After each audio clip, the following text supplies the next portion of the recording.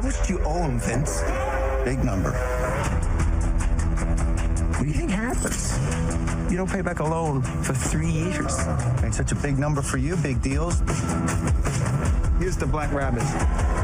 Everything's falling apart. My family, the restaurant. I'm holding on by the skin of my teeth. I didn't budget for you.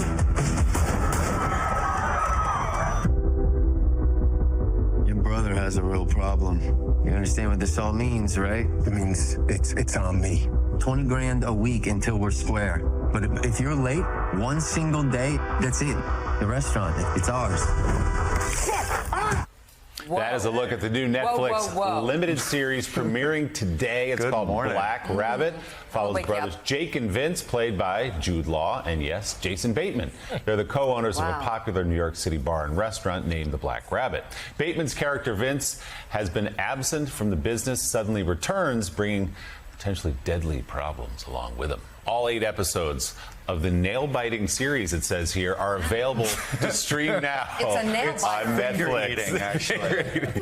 Joining us now, the star executive producer of Black Rabbit, award-winning actor, director, Jason Bateman. He directed the show's first 2 episodes. Jason, we are so happy you're at our table. It's a long time coming. No way you're happier than me. We are. We're thrilled. I have been watching the show every morning for years. I needed to be here, requested to be here. This is a real starstruck moment for me. And, what, so Joe far, so disappointing so far, living up to Well, the fact that Heilman slept through it, yeah. He did, The fact that Joe's going with a doctor's excuse. Joe, I made him go for his physical. I'm sorry. He had to be there. There were no appointments later in the day.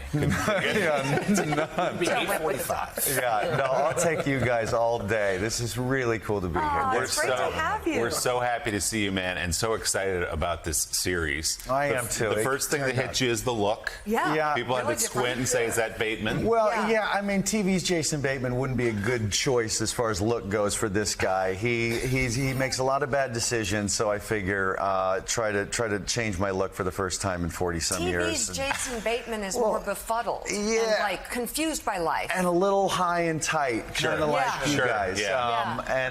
So I grew it all out, back and buttocks as well. Wow.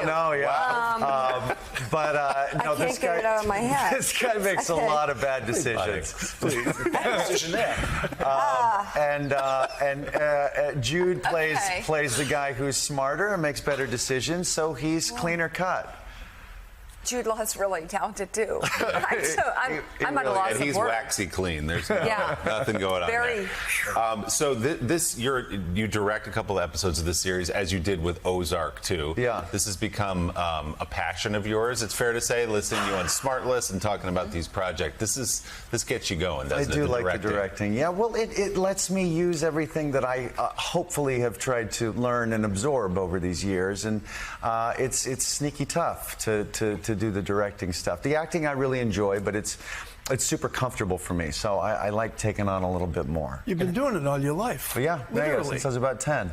Yeah, I love it. I love it. Maybe I started a little bit too young. You know, it's weird to learn how to be somebody else when you're actually figuring out who you are. So it's I don't recommend it really for small kids. I've got a 13-year-old who's very good at it. She's probably going to be a hell of an actor, but I'm a little conflicted about her pursuing it. It's got to be careful. So talk to us about how this series came about, your involvement with it. Mika earlier deemed it a bit of a departure for you, which I think she meant as an insult. No. So you're talking about quality. Yeah, perhaps so. So give us the backstory. Why this project? It was mostly because of the directing. Jude and the writers, Kate Sussman and Zach Balin, called with this and started talking to me about it, and it sounded like something that is kind of in the genre that I like to direct right now, although next thing should really be a comedy. The bleak sort of nail-biting, finger-eating level of tension, I've kind of, I think, satisfied for myself for a little while. I'd like to get a nice studio ensemble comedy. You know. I'm sure there's one waiting for you. I have an idea We'll for see. you. Well, Yeah. you got Arrested. Bring it back. Yeah, we should do the movie, Please? shouldn't we? Right? Well, Please. No, I love doing that show. It resuscitated my career. So I owe it a lot, and I've got one of my best friends, Will Arnett, from it, and it's a great memory for me. there's your that show. comedy right there. Literally one of my You, favorite Will, shows. and Yeah. the three of you. Right? Yeah, Sean Hayes. Yeah, we should do the Smartless movie. Yeah. You know, there you go. All right, but back to this project. Jason, in this scene, we see Vince arguing with Jake about how they need to work together to solve their growing problems. Who told you that Matt gave her the coke? Yeah. To your face? Yeah. Unbelievable. Well, he owes me. He owes me huge. What does that mean? Come on. Don't worry about what it means. I'm going to talk to Matt. Really? Come and on, I'm going to again? save it. Please. I'm going to talk to Matt, and I'm going to get us the money, and you're going to fix everything with Anna so that it doesn't mess up our restaurant for good this time. And let me tell you something else. If we're going to be lying to everybody else, we need to be honest with each other, Jake. Okay? You want to know why? Because I'm back. I am back, and we are partners. Tell me you get that. Say it. You get that we're partners, please. You should, though. Oh my God. Okay, pull back the curtain. Watching Jason watch himself as a director. Could you just see the hearts in my eyes?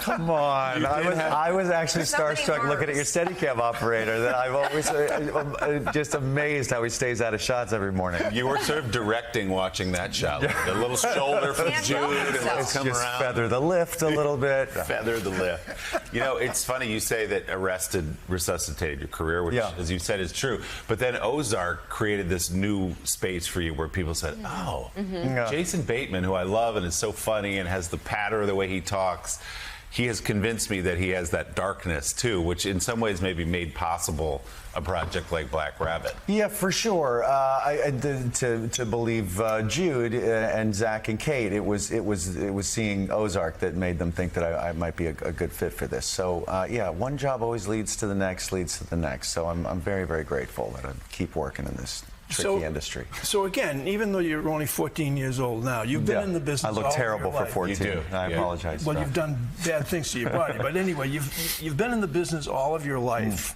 The power of movies, when you first began doing Arrested Development on TV, was far different then than it is today. Yeah. And the power of Netflix is just incredible. Can you talk about the power of Netflix compared to the old studio things, the way they used to go? Well, I mean, there are many different levels of power that Netflix has right now, and thank God for the good work Ted Sarandos does to keep that running and keep it expanding and staying relevant. The level of power that I really enjoy that they have is that, you know, they don't have to spend a lot of money with 30-second commercials and billboards per se to sell things like other sort of legacy platforms or places might need to do, so they can allow you to be a little bit more specific with the content.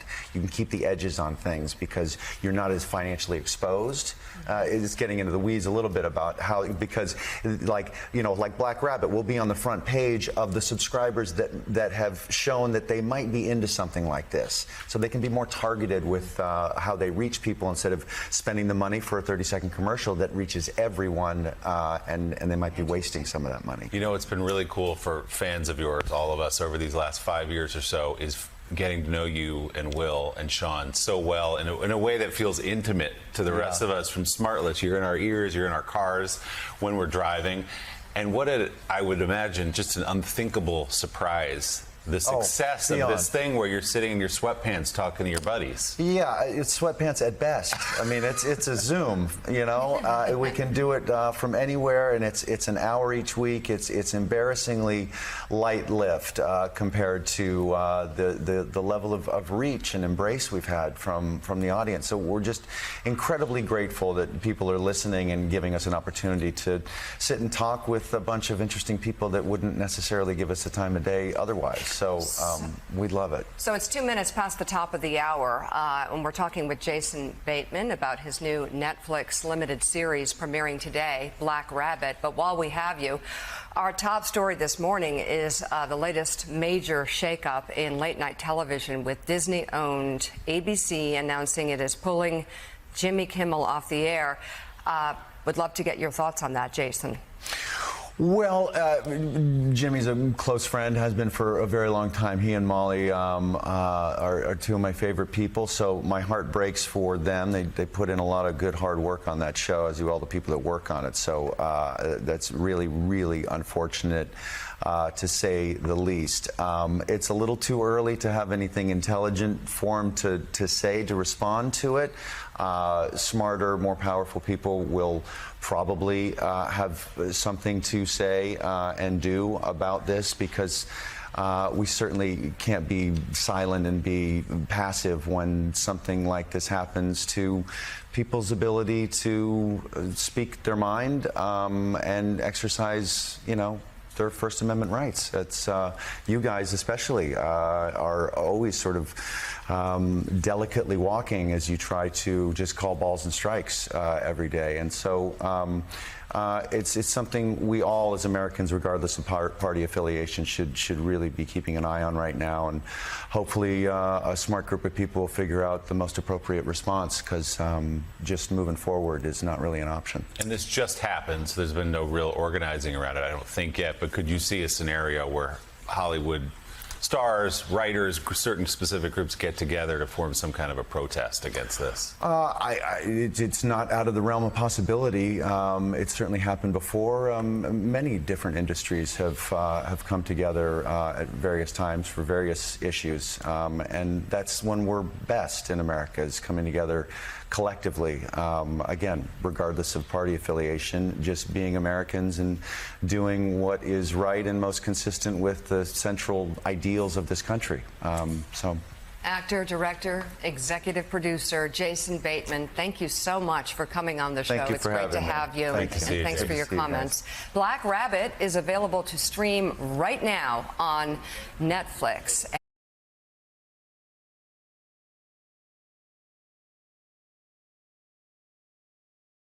A sentence I've never ever uttered before, but let's look at what happened over on Barstool today. Do we have that? But this is now more just like, hey, let's get our revenge against the left, these liberal by being bigger. And if they just came out and said that as a revenge guy, as somebody who's petty, I'd say, great, love it, great. Yeah. I'm with you. That's pathetic. Yeah. It's weird, but they're not doing that. I'm getting the Jerry Callahans and the Matt Walshes of the world and the Mama Kays of the world telling me no, what they did was, we're telling is the truth. What they're doing, and it's like, man, look, I like Trump sometimes, I don't like Trump sometimes. This is frightening. Oh, come on, we had to bleep the best line. This, Dominic, is this is news because I think it's obvious what an anchor at MSNBC thinks about stifling a comedian. Right now, Ukraine, a country that embodies, fighting for its independence and a democracy, literally fighting to survive, has as its leader a comedian. I mean, comedy is historically of epic importance to a country's sense of self, to who it sees itself as. Is it a strong enough and confident enough and mature enough country to let comedians make fun of its leaders? The answer in America right now is no. I would say, for lack of a better expression, Nicole, Mark Twain is rolling over in his grave, as is Dorothy Parker. I think that we are in a very dark time here, and I think Oliver and put it in the best terms possible. There was a lot of meetings, and Dana Walden had to make a call and tell Jimmy Kimmel this. Now, as we reported at Deadline, there is some hope that they can find a pathway back. Jimmy Kimmel is still hosting Who Wants to Be a Millionaire? But it's going to be a hard road, because we've seen the repercussions of this. There are protests happening outside the Disney offices in Burbank. There are protests happening on Hollywood Boulevard. Are they massive? No, but they're there. There are people canceling their Disney Plus subscriptions. Are they massive? No, but they're there. The fact of the matter is there's always been a tendency in American life. We saw it with the Smothers Brothers in the 60s.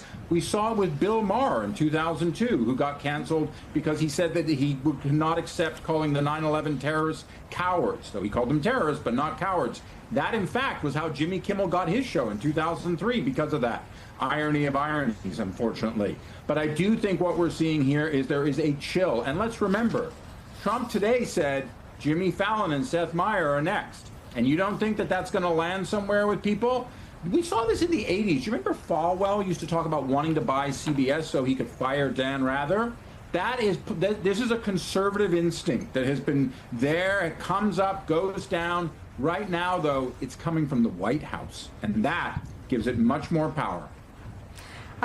Michael, let me put up some of those other examples. I think you've reported on all of these. The $16 million 60 Minutes settlement, Stephen Colbert's program canceled, Jimmy Kimmel suspended indefinitely, the $15 million defamation settlement from ABC.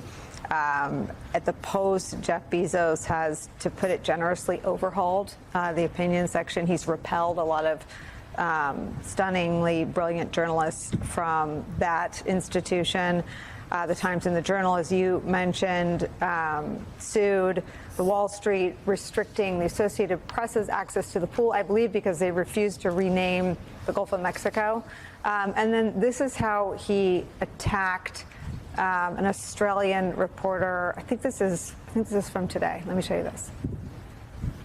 That it is appropriate, President Trump, that a president in office should be engaged in so much business activity. Well, I'm really not. My kids are running the business. I'm here. You know what the activity, where are you from? I'm from the Australian Broadcasting Corporation, Four Corners program. Well, the Australians, you're hurting Australia, right? In my opinion, you are hurting Australia very much right now. And they want to get along with me. You know, your leader is coming over to see me very soon. I'm going to tell him about you. You set a very bad tone.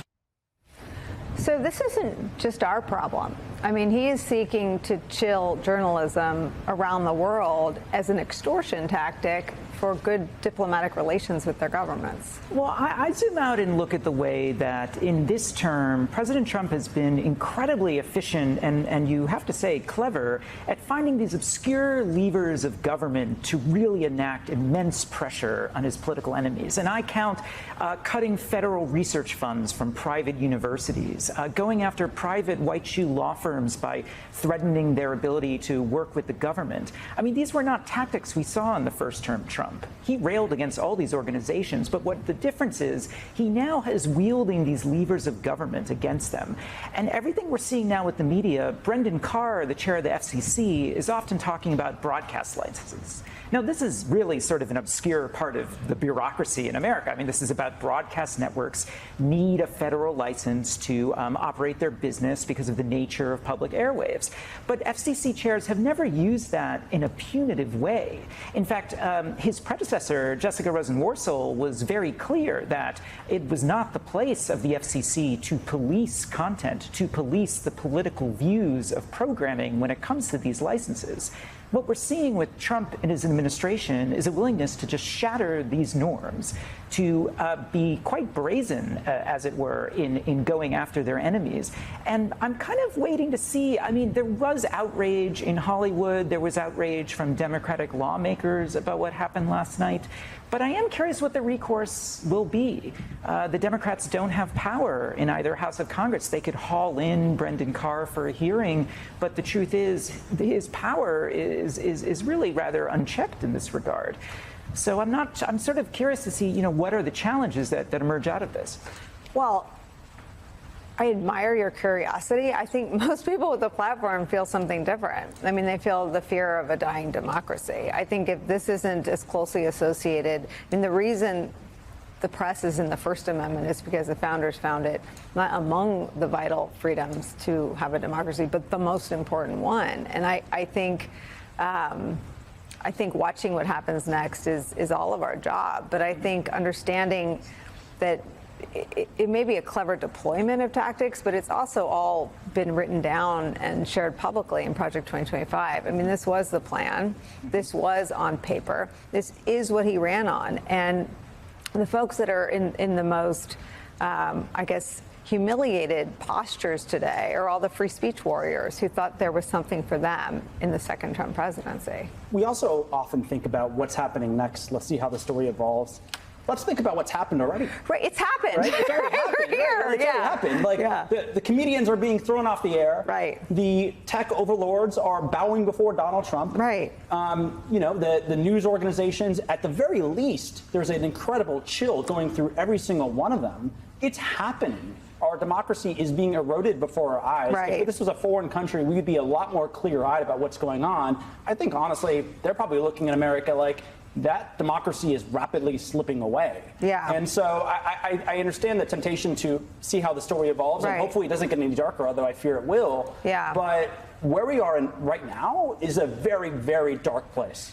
Say more about that, because I think there's this adaptive human trait to, follow the facts, see where they lead. There's also a denial in that. I mean, they have led to this. 2 of the 3 late night hosts are gone. And we haven't even thought about Jon Stewart, who has his contract expiring in a few months. And, when I was over at the Paramount press conference, asked them if they were going to renew him, and there was no answer. And so I think it's very possible in a year that Jon Stewart, Stephen Colbert, and Jimmy Kimmel, 3 of the big comedians who are critical, who Neil Trump could be off of the air. And again, that's what Donald Trump wants, and he's getting exactly what he wants. He's getting the ability to eliminate criticism, to scrub it off of the air, and he's doing it through a variety of ways, whether it's lawsuits against the New York Times, lawsuits against the Wall Street Journal, threats of lawsuits, threats of bureaucrat action from the FCC, threatening law firms. He is getting what he wants, which is the ability to operate more freely without criticism and honestly, to some extent, in the shadows, because when comedians stop pointing out what he's doing, when news organizations stop reporting on him the same way, he gets to operate a lot more freely. Dominic, what are you seeing in terms of signs of life, of people waking up from sort of the sleepwalking that's gone on for most of the last 9 months? Well, Nicole, I'm going to talk about 2 leading men. One, Viktor Orban, the Prime Minister of Hungary, who clearly wrote, if Brendan Carr wrote the Project 2025 portions on media, this overall dash towards authoritarianism, a lot of it was in a blueprint from what's happened in Hungary. Another leading man I'll bring up, and I brought him up before on the show, is President Barack Obama, who today spoke out in perhaps the strongest terms he has since Trump returned to office about what's happening in relation to Jimmy Kimmel. And I think there lies an opportunity, because I think that there is a lot of talk about if you have a Jimmy Kimmel alienates one half of America and a Megyn Kelly alienates another, or something like that.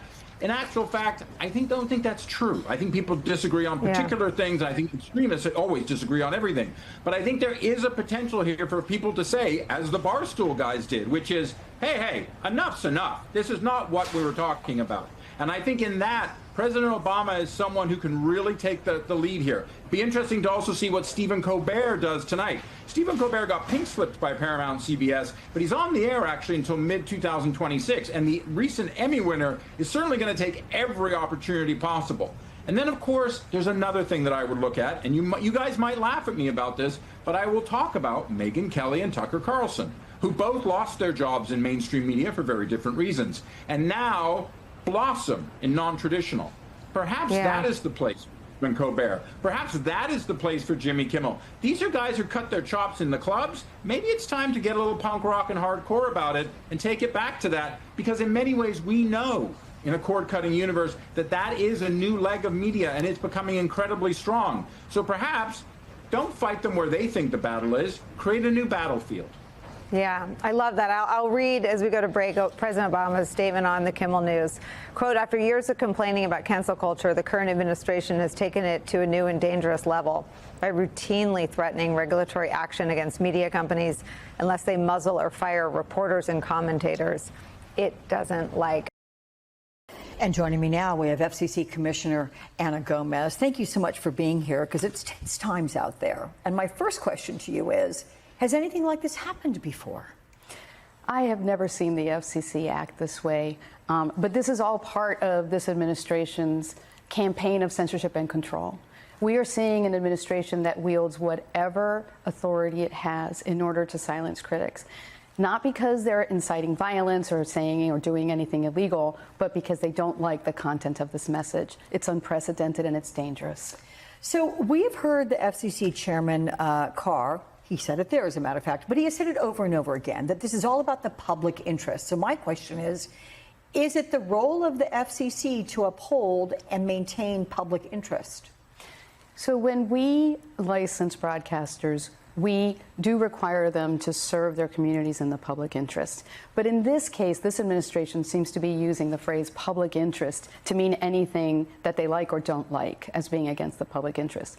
Let's be clear. The FCC has neither the authority, the ability, nor the constitutional right to censor broadcasters. It's against the First Amendment, and it's contrary to the Communications Act, which is our authorizing statute.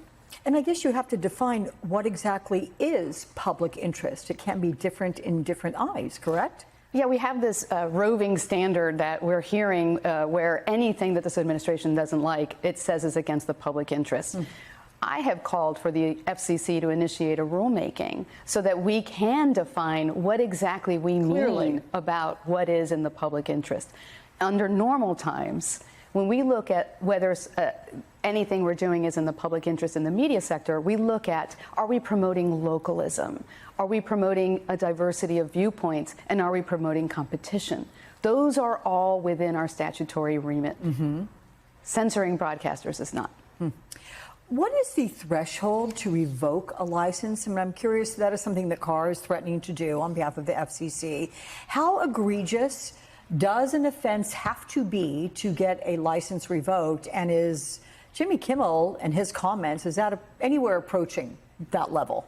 It is extremely rare for the FCC to revoke a license because it has such harsh consequences on the licensee. And in this case, the Jimmy Kimmel remarks, while arguably inappropriate, do not rise to any level that would require a revocation of the license. But it's important to keep in mind that these threats are meant to chill speech. They are what they are. They are a threat not because the FCC thinks, in fact, it can take some kind of action against the Jimmy Kimmel Show or ABC for the content of their broadcast, for a joke, but because they want the corporate parents to capitulate and do things like what happened to Jimmy Kimmel. So who could be next? I mean, how wide a spectrum are we talking about? Well, that's a good question. This administration will retaliate against anyone that dares to speak out against it.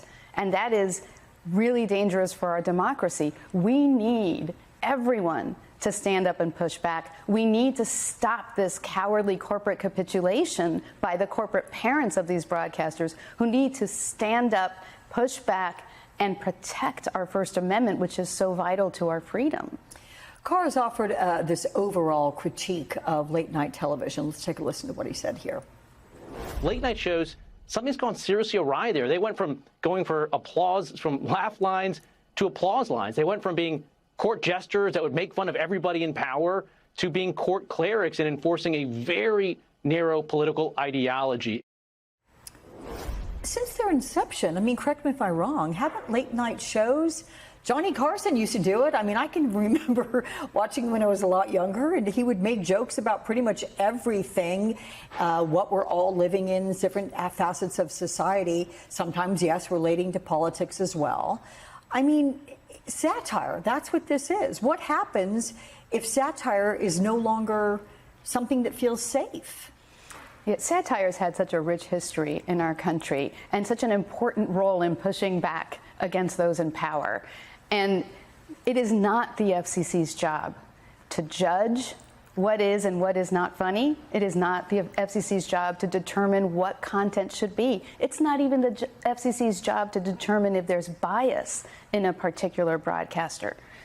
It is the FCC's job to license broadcasters in the public interest and then to step back, because anything more than that is a violation and infringement of the First Amendment. How often does the FCC meet, and what's your sense of conversations with Mr. Carr? I mean, is there tension there, or do you guys have a collegial relationship? We meet on a monthly basis publicly. It's in the statute that we have to meet publicly on a monthly basis, and I get along very well with my fellow commissioners. Okay. Anna Gomez, thank you so much, and good luck in the next meeting, because I'm sure there'll be a lot to discuss. Appreciate your time talking with us. This is a story about government censorship. Right now, it's about Donald Trump's right-wing MAGA government censorship. If he gets away with it, it could break truly very long precedents and be used or abused by others. But right now, it's MAGA censorship, first and foremost. It's now immediately become a scandal for Trump's communications official, Brendan Carr. He's facing calls to investigate what he did here and some calls on the left for his resignation. Others are speaking out against the First Amendment abuses. We have more on that. There's also the question of how these companies responded to an extraordinary exertion of political pressure from powerful Trump officials. As the New York Times put it, Trump aides seizing on what many identify today as a pretext, meaning this isn't the real reason, even if other people are justifiably concerned about these statements, but a pretext of Kimmel's reference to MAGA leaders' initial response to what was that terrible Kirk shooting. And the Federal Communications Commission has been pulled into this in a way we haven't seen before because, again, if you're just tuning in or if aliens were landing on Earth and wondering how we do things in this country, the FCC, as you already know, is not in the comedy review business, nor is it supposed to be in the political and democratic censorship business. So let me get this out of the way. The FCC's actual job is a regulator dealing with communications, promoting competition. That means protecting against, for example, monopolies or one person or company owning too much media in one place. And they deal with regulations for new technologies to flourish alongside diversity and localism. That's diversity of the press, something the Trump administration opposes. They want only their views. And then localism doesn't have to be left or right, just the idea that we care about people getting local coverage in the country. But now under Trump, they have a Project 2025 vet, FCC Chairman Carr, who has a totally different approach. And he is seizing these powers and seeing from the courts and the companies whether he gets away with it. So he went on this MAGA podcast, publicizing a quite literal series of demands. And he pushed Trump's longstanding grudge against Kimmel, calling him kind of a sick project or the work that he does being sick, and then outlining a very specific public plan that ABC should suspend Kimmel, many wondering whether this will probably be a cancellation. It has been covered that way, but initially the demand was suspend Kimmel, or the FCC would make it hard on the company. You know, when you look at the conduct that has taken place by Jimmy Kimmel, it appears to be some of the sickest conduct possible, a very reasonable, minimal step that can be taken. I mean, obviously, look, there's calls for Kimmel to be fired. I think, you know, you could certainly see a path forward for suspension over this. And again, you know, the FCC is going to have remedies that we could look at. We have remedies. Be careful. Now, Carr's appearance, that was yesterday daytime. As you know, if you're watching this, by night, they had made the announcement. It set off rushed emergency meetings. Kimmel was going to address this issue and those remarks, and there was apparently a script because he normally has a show. Then at the local level, or that next level down, Nexstar, which is a huge ABC affiliate, they distribute more ABC than any other affiliate, announced it was basically going to preempt Kimmel indefinitely. And top leadership at Disney and ABC felt that bottom-up pressure from them, plus whatever backroom dealings we don't know about, plus Carr going public. And then we got to here. And I just want to slow down for a minute and make sure we understand what we're witnessing. Because when the news first broke last night, it looked bad. In a First Amendment sense, it looked suspicious. But very quickly, you have all of this other evidence. And that spells out a government censorship campaign. And there are people, and maybe there's more people than usual, who say, if it's for their team or their side, anything goes. But that is, of course, the definition of being lawless. And we aspire to more than being lawless in this country. When it comes to free speech, it's the First Amendment for a reason. So what this looks like is an unconstitutional effort from the government to censor and punish speech. And the wider history is that Donald Trump doesn't hide the ball on these things. It's not a secret. He's not mysterious. If this were a case, as I've mentioned in our coverage, it would hurt the administration It would hurt the Trump administration as the defendant in a free speech case if they've admitted to all this, because then it looks like the government has a grudge, is unconstitutionally political, and then comes up with or brainstorms other later reasons as the pretext. That would be the tough evidence against them. And then you have the fact that everybody knows this. Jimmy Kimmel had emerged, in fact, more so than some Democrats or writers, because of his reach in media and comedy and culture, as a very consistent and, some would say, effective critic of Donald Trump. And Trump's responding to Kimmel now, not by saying, okay, thanks, glad we got that done. Quite the opposite. Continuing a drumbeat that we've been covering, where when a law firm or a university or a media company gives in to him, he immediately demands more. You have to ask yourself what these executives, including Disney's chief Bob Iger, who we'll get to in a moment, what they think their strategy is. Because immediately after the Kimmel suspension, Trump is publicly demanding other companies oust other hosts, including, full disclosure, our sister channel, NBC, on the entertainment side. Now, we work with NBC News. We don't do much directly with NBC Entertainment, but he is naming 2 hosts over there that he wants fired from their late night appearances. Meanwhile, his enforcer appeared on Fox News and basically admitted the improper motive.